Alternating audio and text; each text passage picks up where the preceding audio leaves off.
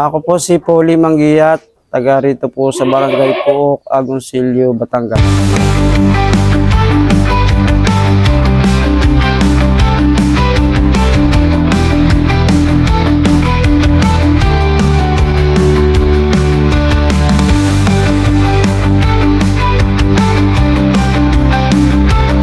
Nahikayat ako ng aking mga tropa na magsimula sa pagkakambing. Nagkaroon din ako ng isang munting kambingan.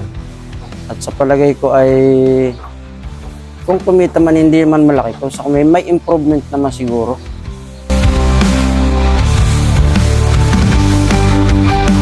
Bali po ay nagbibigay po ako ng feeds, cattle feeds sa umaga.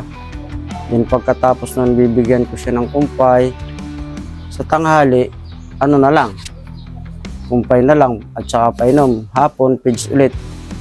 Ibibigay din kami ng vitamins, ng mga B12, iron, bilamil para magkaroon ng vitamins yung aking mga alagang kambing.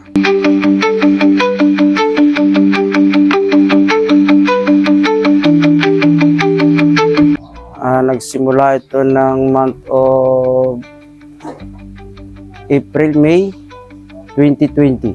Bali nga po nahikayat ako kasi wala nga nung magawa at kasi pandemya hindi makalabas. Nahikayat na lang akong mag-alaga ng kambing.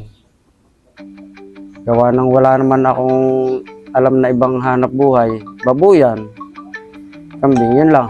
Bali po ay naka-encounter din po akong mamatay ng kambing sa bloated. Kasi wala po akong alam na gamot. Yun pala po pwede yung yung gata ng nyog na siyang pipigain para may supa. Hindi ko siya nabigyan ng ganun. Nakuha ko lang yung gamot na yon nitong bandang huli na. Awa naman ng Diyos ngayon, wala na ulit. Hindi na ulit ako nagkaroon ng ganong sitwasyon.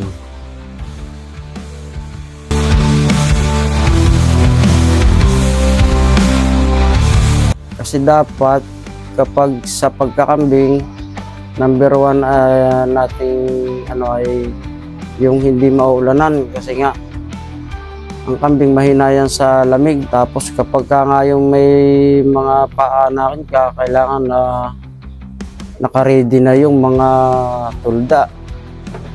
Saka yung mga pangangailangan, antibiotic, pagka yung mga anak, yan, yun ang kailangan naka-ready.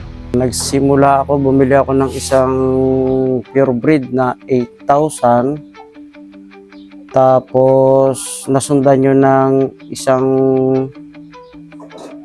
bisiro na 16,000. Doon ako nagsimula. Ang nagastos ko dito sa aking goat house ay nasa mga 130,000. Overall na yun.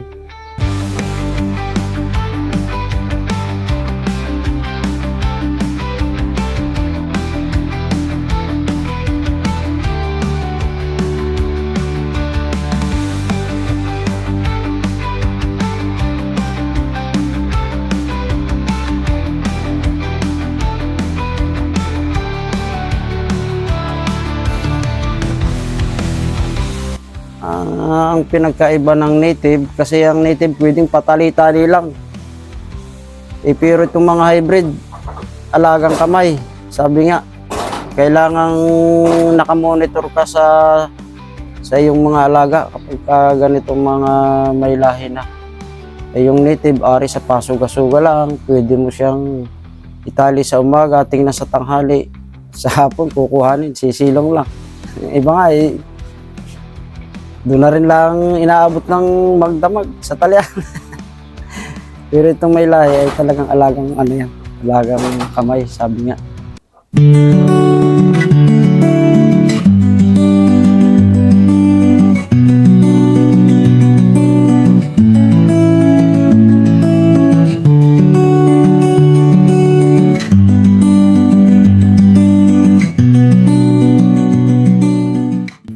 Yung aking red dappled na si Bait, yan ang pinakamahal ko.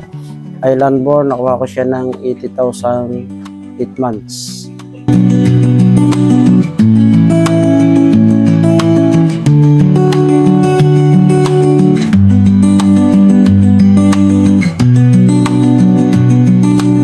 Yung tinitingnan ko sa materialis, katawan, tsaka yung performance niya. Kung sa tingin ba mayroong magpapasampa, ganon. Tsaka sa inahin, yung may ano din, sabihin mayroon ding kaaya-ayang tingnan sa babae, sa do.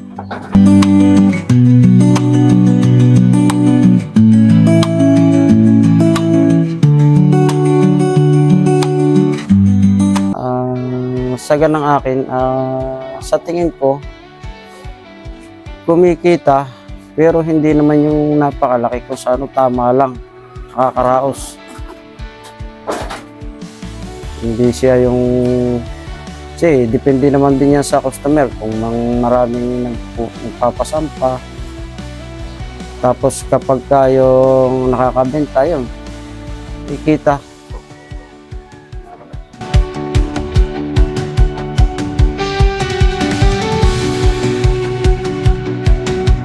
Sa mga gusto pong magsimula, bago po pasukin natin yung business na kambing, kailangan po na sure nyo na ang sarili nyo ay yung aalagaan niyo para yung inyong kapital hindi masayang. Kasi maselang alaga ang kambing.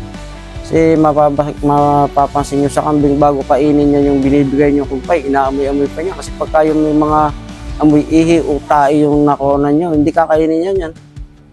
Kaya kailangan na pagka wag nyo dadating yung ganun pala yung sayang ang una na binitawan nyo. Kailangan talaga i-sure nyo yung lasap sa inyong kalooban na aalagaan ko siya ng mabuti, lalo na kung ganyan na may lahi. Doon po sa mga nagpaplano na mag-business ng kambing, yung sa may hilig lang. Kasi medyo masailan talagang alaga ang kambing. Sakripisyo. At sa experience ko, base sa experience ko, kumikita din naman. Kaya lang, kung sa kawan hindi yung napakalaki. Tama lang.